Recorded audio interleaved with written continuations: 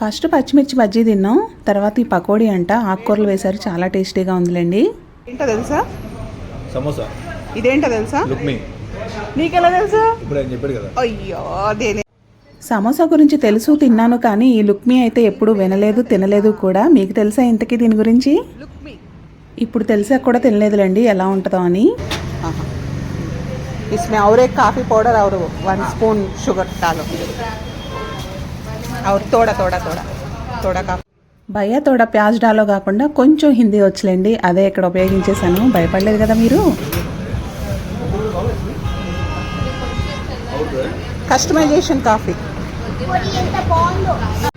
కొన్ని చోట్ల అయితే వాళ్ళు ఇచ్చింది రాగాలి, మనకి కస్టమైజేషన్కి ఛాన్స్ ఉండదు కదా. బట్ ఇక్కడైతే నేను ఆ ఛాన్స్ తీసుకున్నాను, నాకు నచ్చినట్టు కాఫీ కలుపుకుని ఎంజాయ్ చేసాను ఈ స్నాక్స్తో. కస్టమైజేషన్ బాగానే వర్క్ అయింది.